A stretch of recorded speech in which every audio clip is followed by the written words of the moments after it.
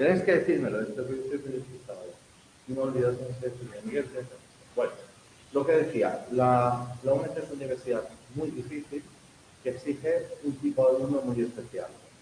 Yo de esta asignatura de introducción, antes de nuestros institutos, os daré unos datos generales, porque os hagáis una idea de quiénes somos. Aquí sale el número de estudiantes que se han matriculado por asignatura. Aquí sale el número de personas que somos.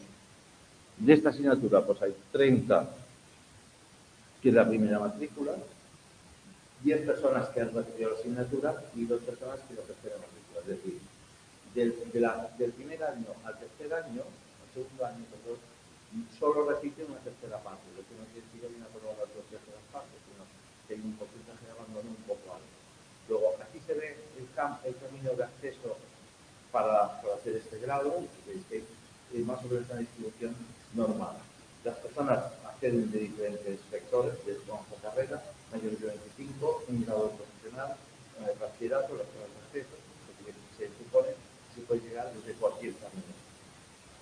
Y luego aquí salen los alumnos que están tutorizados por cada centro. Como veis, está distribuido por Palma de Mallorca y Valpilliza, teniendo una página de un alumno. Y luego, la otra parte que quiero que nos centremos es el rendimiento académico. Vamos a poner los últimos datos que salen, que son los del año pasado, vamos a poner los estudios de grado, yo lo que voy a hacer, pues eso es enfocar estadísticas. Entonces, miramos de criminología,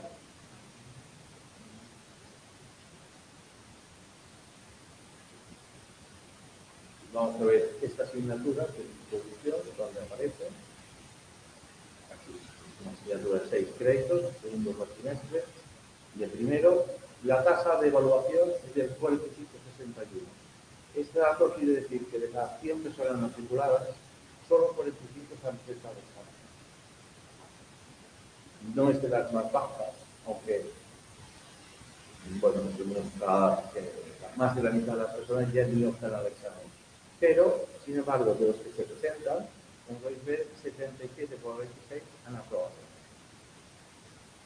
Que de cada 4 personas que se presentan, de estos 45 han aprobado, solo uno va a ser. La nota media que se obtiene en esta asignatura es un 6,28, está bien, la OMED como correctoría es muy fácil de entender.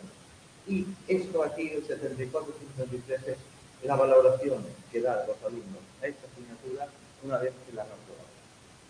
Si puntúan un 7,4 sobre 10 y la nota media es de un 6,28, lo que nos indica es que en esta asignatura nosotros valoramos más lo que recibimos de lo que nos cuesta sacarlo. Si nosotros pensáramos que es muy difícil y que aparte de ser muy difícil, lo que aprendemos no nos sirve, pues aquí respecto a la nota media, luego a un 6,28, pues poníamos un 5 o un 4,10. Es decir, aquí se obtiene más de lo que se da, lo cual es una ventaja operativa. ¿De acuerdo? Esto, cuando queráis matricularos, tenéis que mirar siempre las asignaturas, la tasa de evaluación. Por ejemplo, vemos aquí, en sociología, pues solo se presenta el 35%. Entonces hay que mirar, antes de matricularse hay que mirar estas tablas para saber en qué liga estamos jugando. ¿De acuerdo? Vamos a lo siguiente. Bueno, ahora que hemos explicado un poco lo que es la asignatura, yo os hablaré un poquito sobre lo que es la psicología dentro del grado de criminología. Supongo que habéis hecho el primer cuatrimestre, algunos ya. No, empezáis ahora. ¿Habéis hecho alguna del cuatrimestre? Bien. La criminología en España es una ciencia diferente a lo que es en el norte de Europa. En el norte de Europa los criminólogos son investigadores, más cercanos a lo que sería un detective. Y en cambio, en el sur de Europa, la competencia exclusiva de la investigación de los crímenes corresponde a los cuerpos y a las fuerzas de seguridad del Estado. Es decir, los criminólogos no investigan. Los criminólogos lo que hacen es informan sobre programas de trabajo en la cárcel, en barrios, en organizaciones, en la administración de justicia, hacen seguimientos de programas de rehabilitación, pero no trabajan policialmente. Es decir, solo hacen el trabajo que les encarga una institución penitenciaria, un particular, un abogado, que a veces sucede, pero no en la investigación propia. No elabora un informe sobre los hechos, porque eso es competencia en España de la policía. Pero es un campo de trabajo que ha emergido como consecuencia de la gran dificultad que existe de reintegrar a las personas que cometen delitos. No es lo mismo cometer un delito que ser un delincuente. Esto es un aspecto que se estudia más en sociología, pero la diferencia entre cometer un delito y ser un delincuente es que el delincuente vive del delito y el que comete un delito comete un error. Yo puedo conducir un día habiendo bebido y tener un problema penal, pero no quiere decir que sea una persona que conduzca siempre yendo bebido. Entonces, sería un delincuente, que cometería un delito continuado. Entonces, ¿cuál es el trabajo del criminólogo? Bueno, pues trabajan en programas de rehabilitación de alcoholismo, programas de malos tratos en la cárcel, de reinserción de cumplimiento de penas que son acordadas entre la Fiscalía y el reo de participar en un curso de aprendizaje de una especialidad, etcétera. Ese es el trabajo del criminólogo desde el punto de vista del trabajo. Desde el punto de vista de la teoría, hay tres vertientes dentro de la criminología. Uno, el campo del derecho, porque hay una mención hacia el derecho, que es estudiar el delito más enfocado desde el punto de vista del derecho, otro desde la sociología, es decir, el delito entendido más desde el campo de lo que es, desde el campo de la sociedad, que es lo que estudia la sociología, y en el campo de la psicología, que es más a lo que yo me dedico, y es el estudio de por qué patológicamente alguien comete un delito. No la casualidad del delito, no. Porque hay personas que deciden ser delincuentes y cómo se puede trabajar las personas que son delincuentes. Entonces sería más competencia de la psicología desde el ámbito forense que la especialidad que yo hago con la justicia. El estudio de la patología en la conducta que confluye con el campo del delito. ¿Por qué una persona mata? Es un hecho delictivo que lo estudia el derecho. ¿Por qué hay grupos de personas que matan? Lo estudiará la sociología. Pero saber si una persona que ha matado, ha cometido un homicidio, era imputable o no es imputable porque tiene una enfermedad, un trastorno, una inhibición de su voluntad, esto lo estudia la psicopatología forense. ¿De acuerdo? Sobre esto, ahora nos vamos a presentar todos. ¿Usted? ¿Nombre? ¿Sí? ¿Te gusta? ¿Por qué te diagnosticamos criminología? ¿Sí?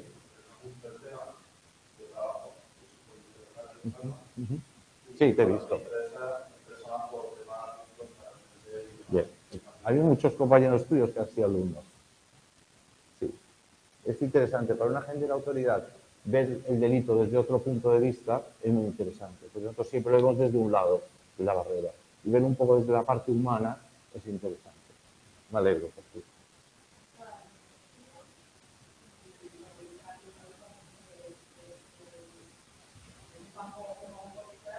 Sí, es nuevo.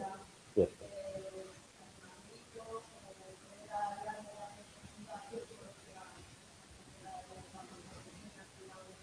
Sí. Hay un hecho curioso y es que cuando nosotros preguntamos a nuestro entorno, salvo los que trabajemos en el campo del delito, pero al público en general, ¿en España se delinque más que, por ejemplo, en Francia o Alemania? ¿Hay más delitos? ¿Tú qué crees? ¿Que se delinque más en Alemania que en España? Si miraras índice de delitos por 100.000 habitantes, ¿dónde crees que habría más? ¿Aquí o en Francia? No, por 100.000. 100.000 franceses, 100.000 españoles, ¿quién cree que son los más delincuentes? Españoles, franceses o alemanes, no. No digo porque tal. ¿Tú qué dirías? ¿Que España es un país muy delictivo o no lo es? Sí. ¿Tú crees que es más delincuente, hay un índice más alto en España que en Alemania? Parecido.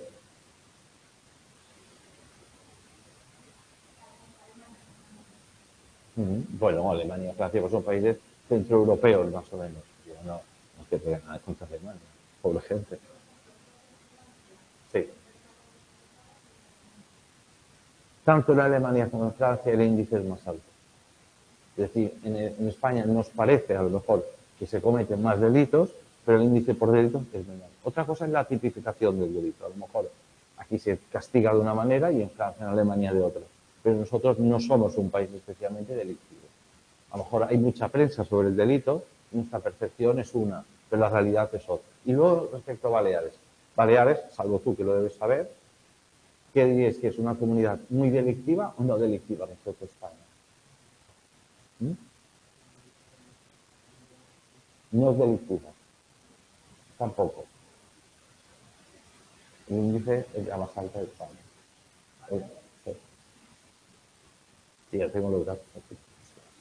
Otra cosa es qué clase de delitos se cometen en Baleares, que es otro, a lo mejor el índice de homicidios es menor, pero el número de delitos sí que es más alto. ¿Por qué?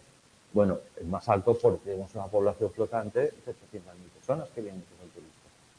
Y esto genera un nivel de conflictividad. Pues a lo mejor si miráramos el índice de población estable, sería más bajo que lo estable. Por tanto, nuestra realidad es la que es que convivimos con una gran cantidad de delitos. Es decir, yo comparto con Silvia que el trabajo de los criminólogos es el que hay entre el que se investigue un delito, se detenga a una persona, se inculpe a una persona, se la condene y luego ¿qué hacemos con esta persona? Ya está. Entonces, no, yo creo que hay que trabajarlo para que esa persona no reincida en ese circuito y se convierta en un delincuente. Y esto a lo mejor es lo que en España debería cambiar más. Que las medidas sean más efectivas, mucho más pronto, no esperar a que una persona acumule tantos delitos para que cuando tiene que cumplir, te cosas con personas que son muy difícilmente recuperables. Más o menos yo creo que es así la percepción que hay en la calle. Cuando la gente ingresa, no cree que ingrese en la cárcel, no lo cree. No les parece creíble. Parece que no les está sucediendo porque llevan tantos años delinquiendo sin que pase nada, sobrepasando cada uno de los delitos, que al final cuesta trabajo creer que se va a tener consecuencias. A lo mejor habría que ir a consecuencias mucho más rápidas, más cortas, para que la gente aprendiera de las consecuencias de una conducta, que es el trabajo de la psicología. ¿En España creéis que las penas son largas o cortas? ¿Sí? Cortas. Bueno, en general. Uh-huh. Por ejemplo, en España nosotros hasta 2 años y otros antecedentes se puede ordenar al tribunal la suspensión de una pena. Se puede, que queda más tiempo, ¿no? Pero se puede. Pero en Francia son 3. Se ingresa menos en prisión en Francia. Las penas en España son más duras que en Europa. Más duras, son más largas. Pero otra cosa es que se cumplan, que es el problema. No es lo mismo, yo te puedo firmar una deuda de dinero, otra cosa es que la cobres al final. Entonces, son más largas, pero a lo mejor son menos efectivas. Entonces, cada país tiene una idiosincrasia que es consecuencia de una determinada cultura. Entonces, tenemos una cultura que pedimos penas muy largas, pero no somos conscientes que meter a una persona 12 años en la cárcel es un problema para el resto de la sociedad. Primero tienes que mantener, segundo tienes que rehabilitar, tercero que se rehabilite y cuarto que algún día va a salir. Entonces, contener la conducta no es en principio la mejor de las formas. Y por eso la criminología tiene un gran campo de trabajo, tanto para la perfección en el trabajo como para el día de mañana. ¿Queréis preguntar algo más antes de que empiece con el rollo? ¿Algo más? Venga. Bueno, esta asignatura tiene, porque es de primero y sería imposible hacerlo de otra forma, examen tipo test, preguntas, 3 respuestas, y me parece que son 30 preguntas, de las cuales 2 corresponden a una práctica que está aquí dentro. Es decir, el equipo docente en la página pondrá una práctica que entonces queda algo de sonometrías. Ellos ponen todo el material para que lo podamos hacer, lo comentaremos en clase, no hay que presentarla, solo que hay que saberla hacer. Entonces, 2 preguntas del test versarán sobre la práctica. Si la hacéis mejor porque aprenderéis algo, y si no, bueno, como yo la colgaré hecha, pues la tenemos así para mirarla. De las 3 preguntas, son dos mal, quita una bien, y que se suspende por contestar demasiado con sabiendo la asignatura, que es el problema que tiene el tipo 3. Los que hemos hecho oposiciones sabemos que pum, suspendido y lo sabía la materia. Si el examen fuera de desarrollo, sería más entretenido aprender, porque aprenderíamos de una forma más global, pero que hay que estudiar para el examen y además aprender. Entonces, los temas, yo cojo unos apuntes que estaban colgados, que están bien, a menos que están sacados del libro.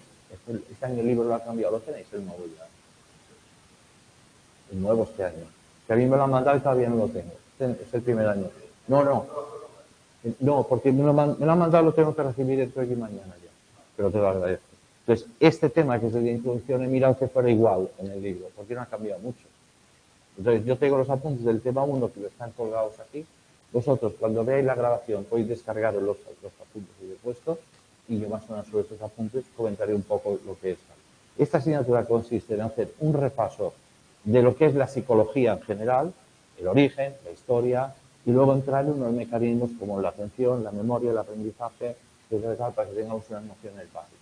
Y de las 3 menciones que tiene el grado, los que cojáis la mención de psicología, pues veréis más adelante más asignaturas relacionadas con eso. ¿Alguna pregunta, Silvia? Algo tienes que preguntar, aquí hay que hablar, ¿eh? Silvia, tú mandas en otro sitio, ¿no puedes mandar aquí ahora?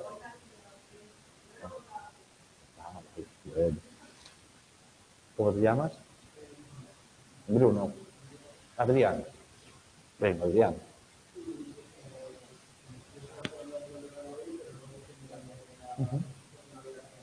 ¿Qué doble grado era? ¿Qué doble grado era?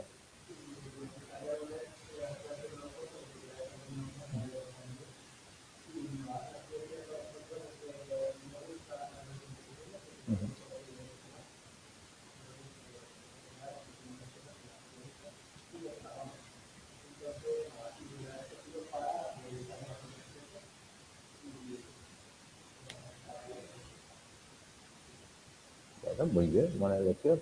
La UIP es muy diferente. Aquí lo que vale es que el alumno trabaje, tener una planificación y llevar una disciplina muy hermética. Dedicar cada semana un tiempo a estudiar, bajarte los apuntes, libros, materiales, preparar los exámenes, están colgados en los bancos de exámenes y convertirse en un corredor de fondos. Aquí la gente que aprueba no es la gente que pega un empollado, es la gente que se convierte en alumno de la UNED. Que tiene muy claro que esto es como una secta, pero casi, eso está delante de todo y esto es primero. Entonces hay que reservar los sábados o los domingos o cada día una hora para estudiar. No es en plan un montón de folio y tal porque es muy difícil aprobar. Y la gente que se convierte en esto, pues hace buenas oposiciones, evidentemente asciende en el trabajo, que funciona, porque es un método muy personal de trabajo. ¿Viste, señora?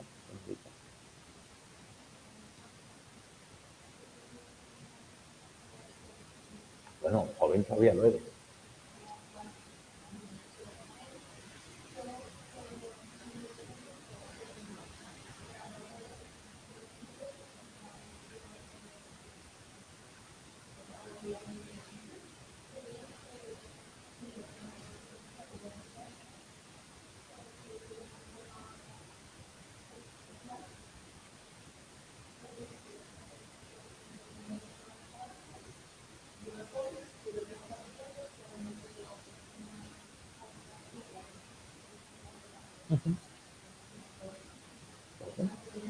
Te queda esta opción, es muy real.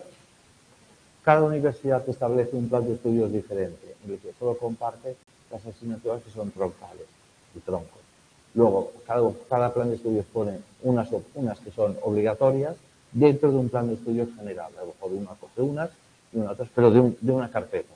Y luego están las optativas que las elige cada universidad y después cada alumno. Entonces, esta asignatura como en general la puedes estudiar aquí y luego estudiar en la UOC, en la UIF, donde alguno lo tiene, en otra universidad. No sé, una asignatura general. Bueno, ¿algo más que queréis preguntar?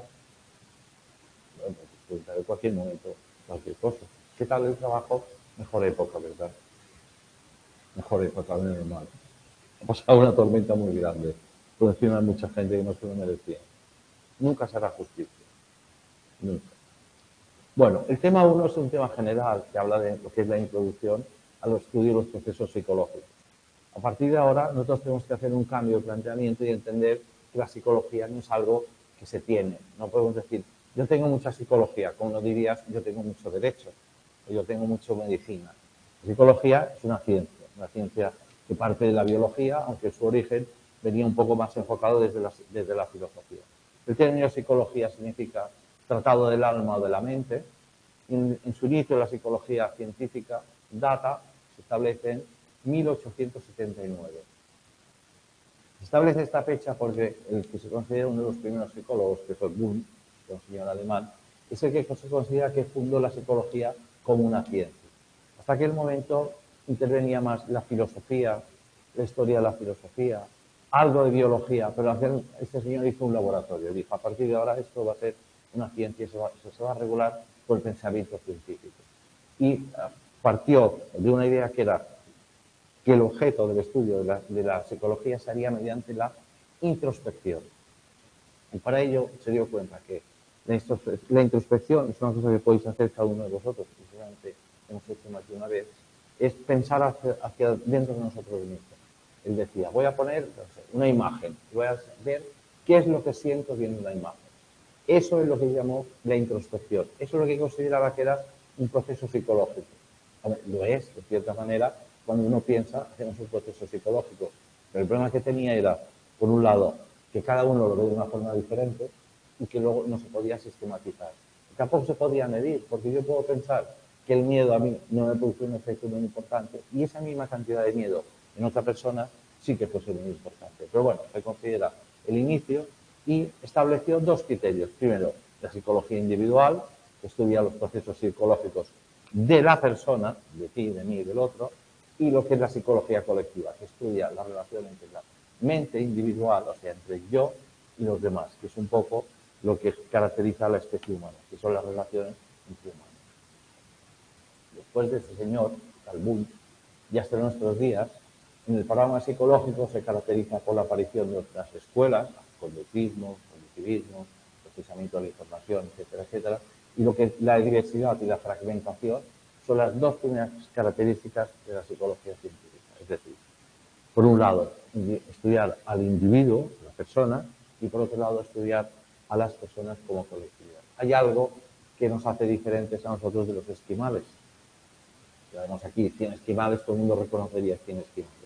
Es decir, algo hace que seamos grupo y algo hace que dentro del grupo seamos personas individuales.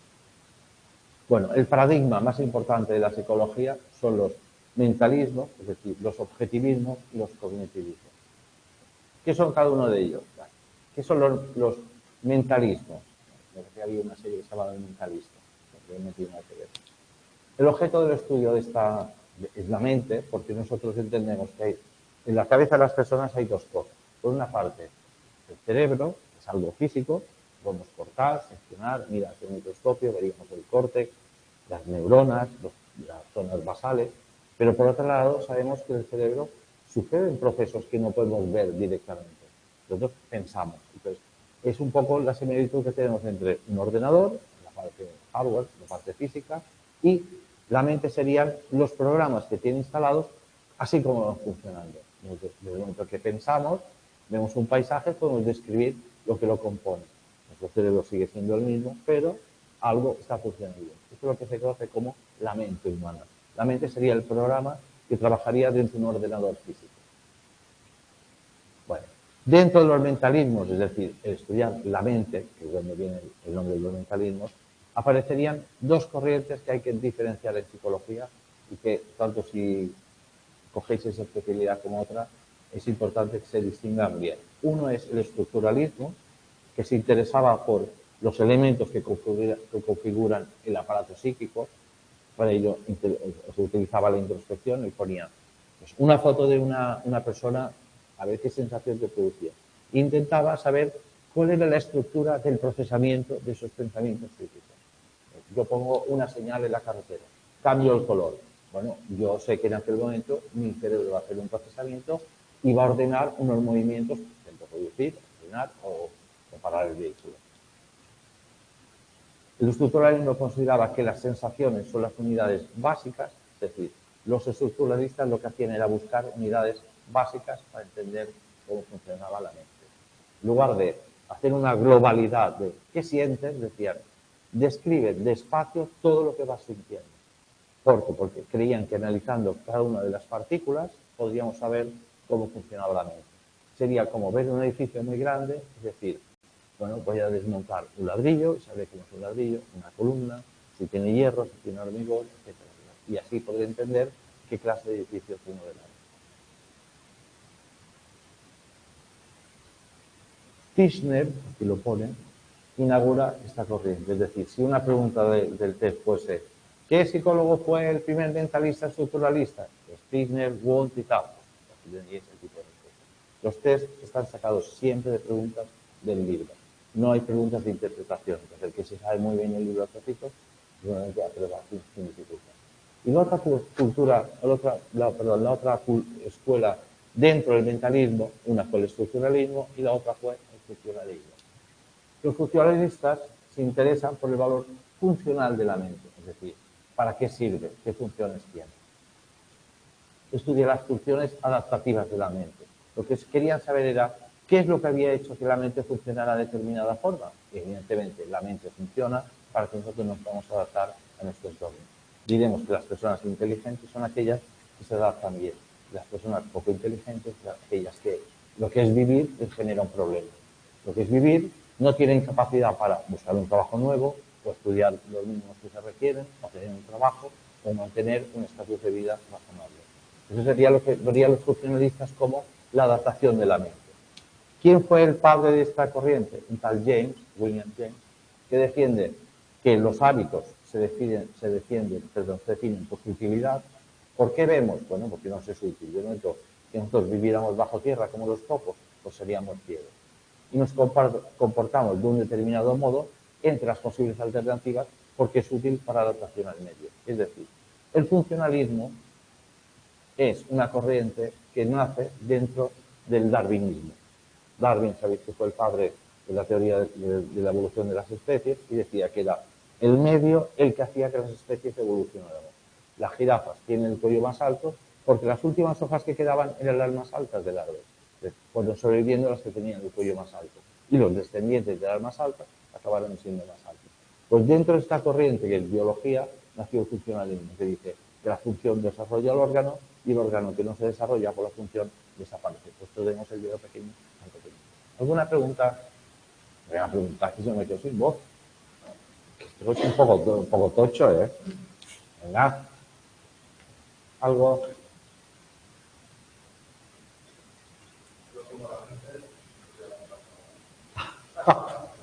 Muy bien.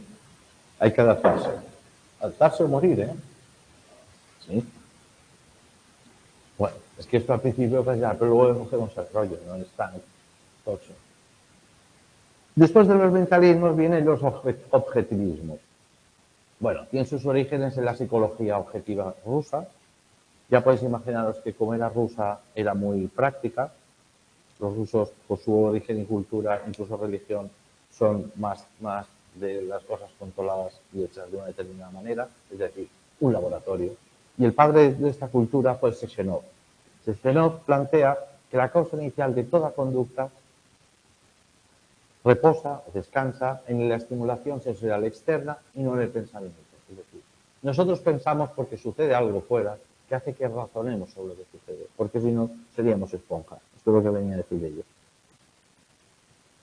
En esto coinciden con el darwinismo. Nosotros hacemos cosas porque el medio cambia y de hecho los funcionarios somos un ejemplo. Si nosotros cobramos el día 1 y no el día 31 en nuestro esquema, porque tenemos ganado el suelo antes de haber trabajado, se supone. Todos, obviamente, compañeros de este nivel pensamos así. Pero los animales, si encontraran la comida cada día donde tienen que ir a trabajar, probablemente no se moverían. Se inadaptarían. ¿Por qué es que las gallinas no vuelan? Porque no necesitan volar. En alguna etapa de su evolución debían volar. Y como esto es la mayoría de animales. Nosotros nos movemos en función de las necesidades que nos da el medio. Si el medio nos produce tantos recursos, evidentemente no los vamos a buscar, en principio de adaptación. Este paradigma, el de los objetivismos, de la psicología, se reduce al estímulo de asociaciones sensoriales entre los elementos observables de entrada y salida. Es decir, todo lo que yo sea capaz de percibir es lo que va a motivar mi conducta. De cierta manera, venía a coincidir con una cosa que has dicho tú sobre los delincuentes. Los delincuentes nacen o se hacen. Según esta teoría, se estarían haciendo. Habría un estímulo que haría que su conducta les llevara al delito. Como si nosotros no tuviéramos nada entre lo que mediar entre que alguien que me dijera que delinca y mi conducta. Cuando en realidad, hombre, algo hay en medio entre la posibilidad de delinquir y ser un delincuente, que es la razón humana. Pero bueno, los objetivistas pensaban un poco, a modo general, de esta manera.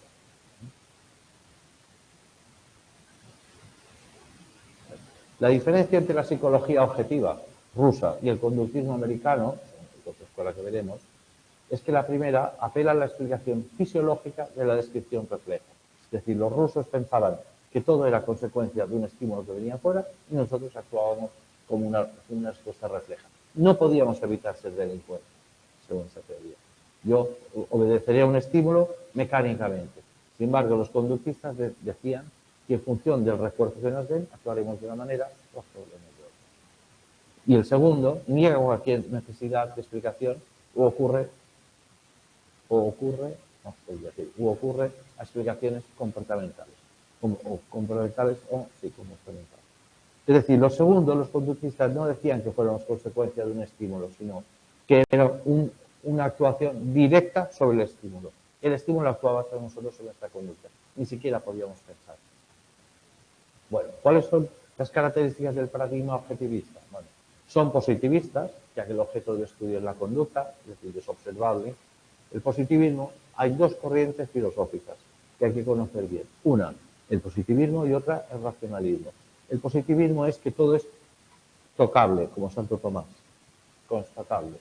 Y el racionalismo, en contra de lo que parece por la palabra, no es que podamos pensar mucho, sino que existan cosas que nosotros no las podemos ver, pero sabemos que existen. Por ejemplo, los átomos, nosotros no los hemos visto. Nadie duda de la existencia de los átomos. La corriente que descubrió la física cuántica eran racionalistas. Buscaban algo que no veían. Sin embargo, los positivistas son aquellos que dicen que solo creen lo que ven, lo que es demostrable de forma fehaciente, científicamente. Bueno, pues frente a estas dos características, los objetivistas son positivistas, ya que el objeto de estudio, la conducta, es un fenómeno susceptible de observación directa y de cuantificación. Las veces que una rata aprieta una palanca, es positivista. A mí, ¿por qué aprieta la palanca? Yo no sabía igual. Yo lo que medía era ¿cuántos días sin agua hace que la rata mueva la palanca? Esto es lo que me interesa. Son asociacionistas, ya que explican el comportamiento en términos de asociación entre elementos, entre la sed y el agua. Esto es lo que motiva la conducta. En un esquema sencillo, es cómo funciona. Son mecanicistas, ya que proponen la no existencia de diferencias cualitativas entre comportamientos. Es decir, a la misma cantidad de sed voy a darle la misma cantidad de agua. Son muy reduccionistas. Son evolucionistas, ya que plantean que las leyes de origen del comportamiento son las compartidas por cualquier especie. Fijaros que este modelo tiene una característica común y es, no se hace a todos iguales, frente al mismo estímulo todos delinquiríamos, todos beberíamos la misma cantidad y no depende de nosotros sino del exterior, del medio, del calor que pasemos, de la opción para robar, etcétera. Es decir, era muy reduccionista, son muy cuadriculados. Y por último, la tercera corriente que nace como el estudio de la psicología son los cognitivistas. Según ellos, el objeto de estudio vuelve a ser la mente, como hemos pasado el medio, pero no de la forma como lo hacían los mentalistas, que era como mirando hacia accidente como si fueran monjes, sino el sistema mediante el cual un poco de la pantalla.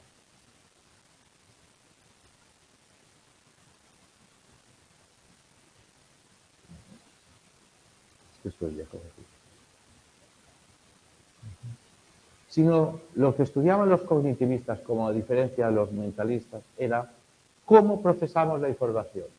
Tolman, que es uno de los principales autores de esta corriente, plantea que hay algo que regula el estímulo y la respuesta.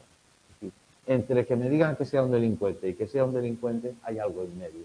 Esto es lo que decían los cognitivistas. ¿Y qué es lo que hay en medio? Pues el pensamiento. Porque no todos los que nacen en una familia de delincuentes son delincuentes, ni todos los que nacen en una familia de no delincuentes no son no delincuentes.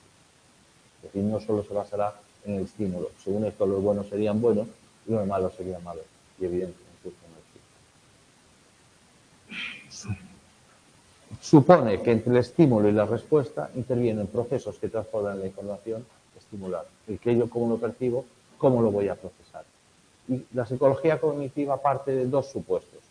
Que los procesos mentales son una parte fundamental de la actividad humana, y es verdad que nosotros, ellos daban por hecho que pensábamos, cosa que no todo el mundo lo tiene claro. Los anteriores creían que era la naturaleza la que pensaba con nosotros. Ellos no dicen, nosotros tenemos una actividad que es el pensamiento. Y que estos pensamientos, esta naturaleza cognitiva, puede y debe ser estudiada mediante el método científico.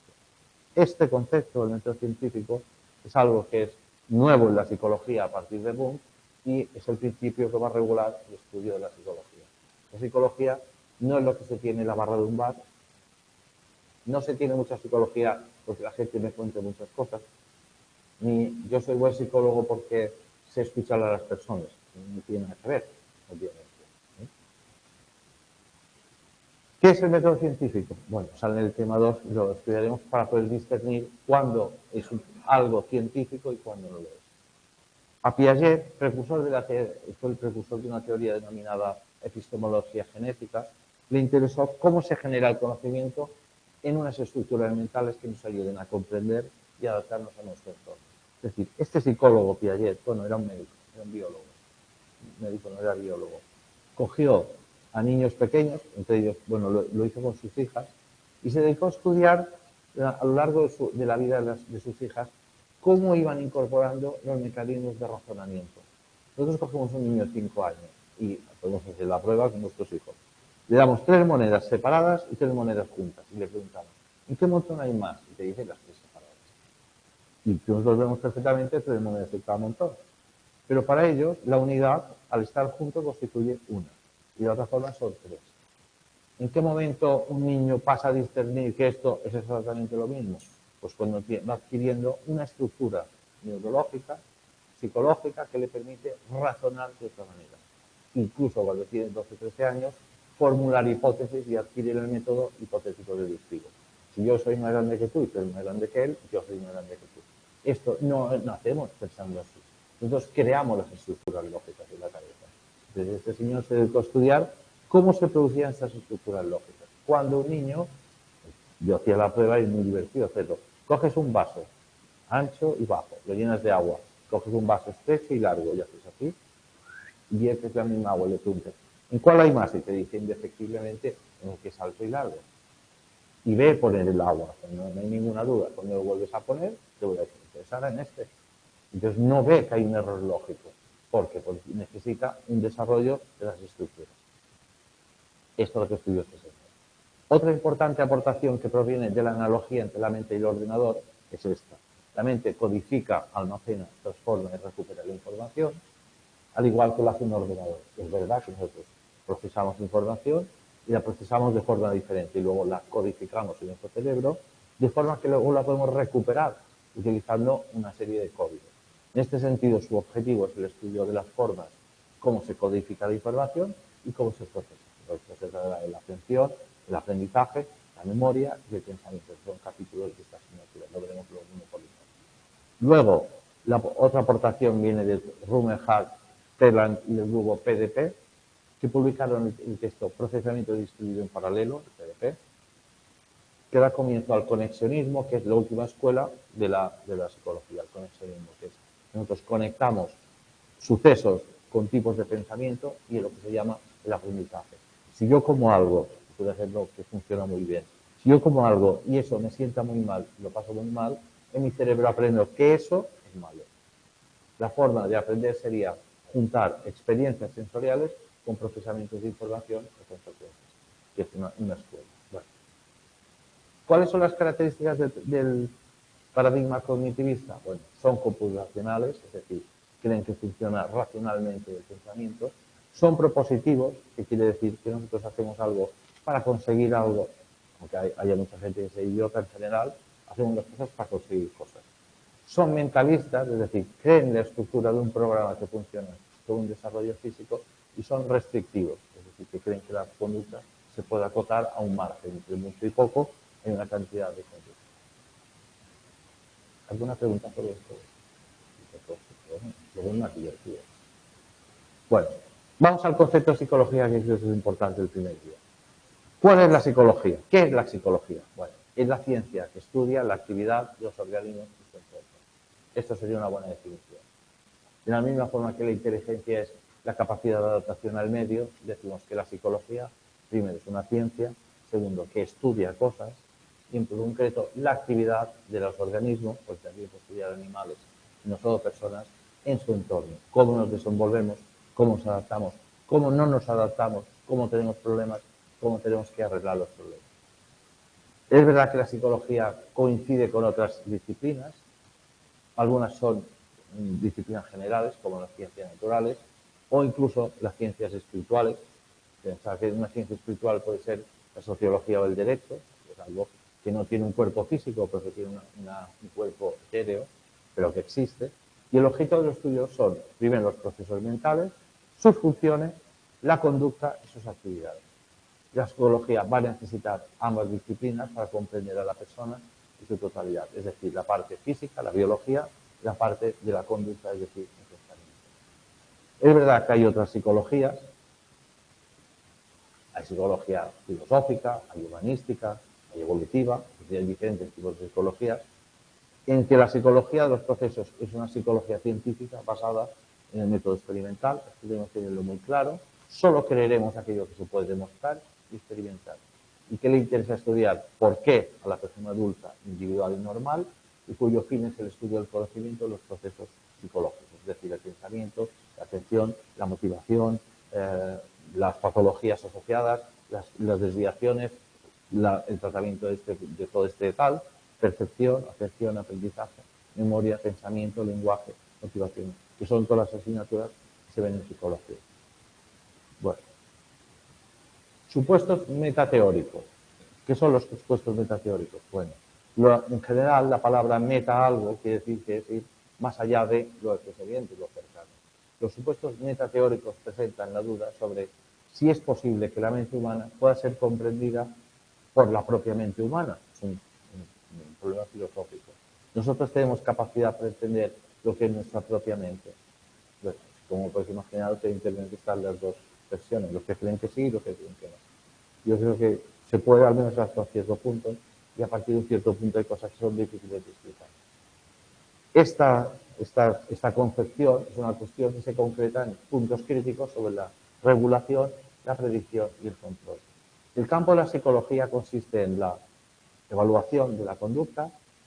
Si yo puedo evaluar bien una conducta, debería poder predecir cuál va a ser la conducta de alguien y, sobre todo, cambiar, en cierta manera, la conducta. Si es predecible, yo sé por qué va a ser predecible, sé por qué es predecible, porque lo he evaluado, debería poder evitar o cambiar según qué cosas. El aprendizaje en los humanos es muy importante porque nosotros nacemos sin saber nada. Luego, si algo lo hemos aprendido mal, deberíamos poder desaprenderlo y aprenderlo de otra forma, que sería la terapia en el campo de la psicología. Podemos regular por un lado, podemos predecir y podemos controlar por otro. Esos supuestos teóricos sobre los que se basa la psicología son la ciencia que describe y clasifica los fenómenos según las características que presentan, es decir, todos los síntomas que tiene una patología, podemos decir que eso es depresión, si cumple esto, una serie de puntos.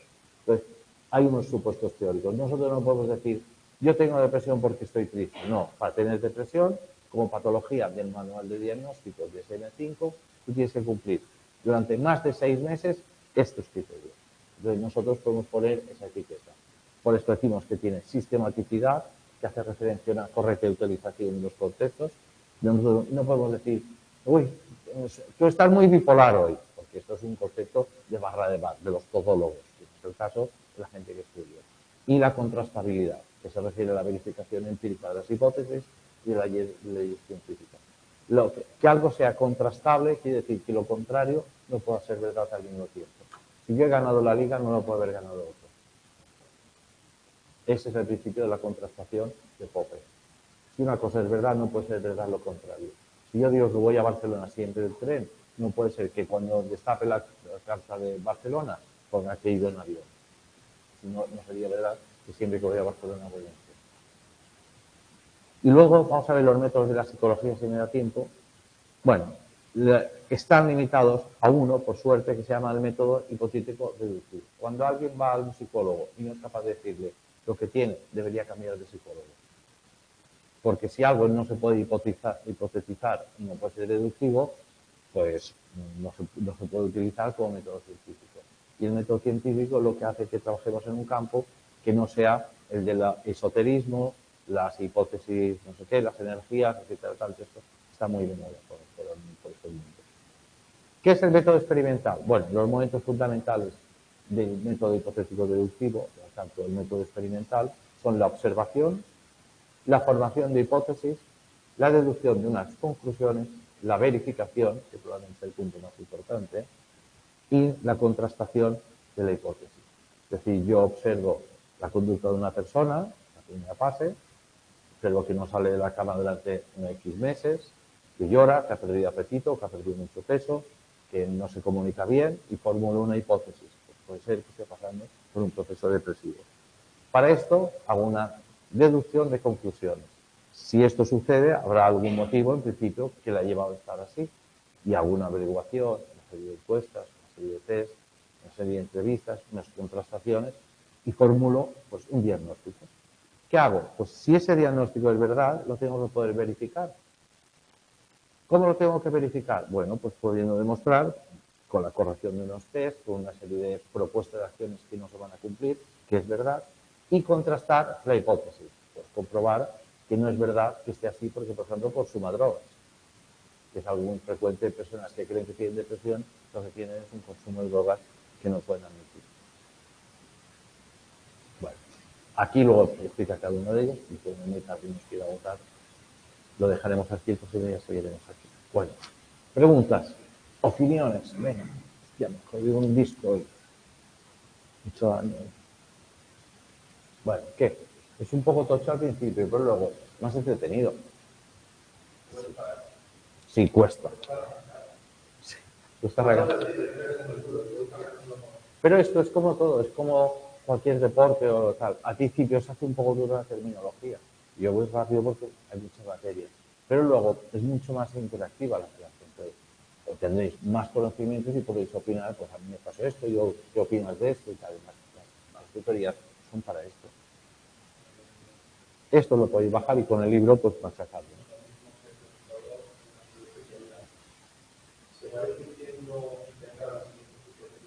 No, yo no, porque es que es imposible. Hay temas cortos y largos y pues vamos llevándolo al día. Tú mira la grabación, si no puedes venir, veas por dónde vamos.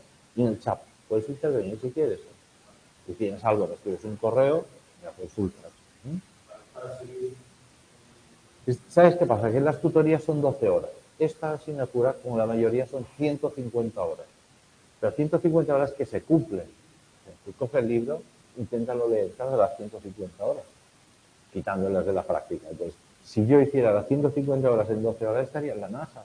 Es imposible. Entonces, sí. Ah, bueno, pero lo verás en la tutoría anterior. Más o menos, no sale a tutoría por clase ni casualidad.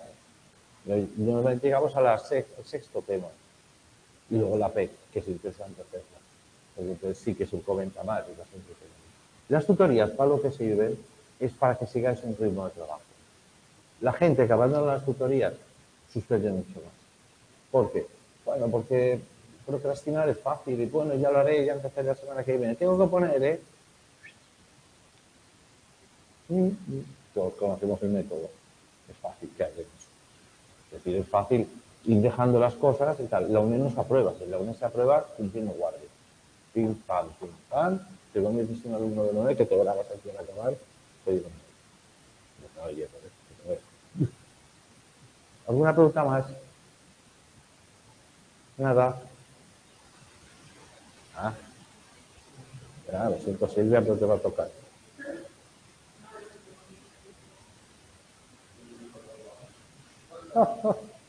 Siempre hay un primer año. Ahora he quitado la grabación. ¿Podéis preguntar sin grabación?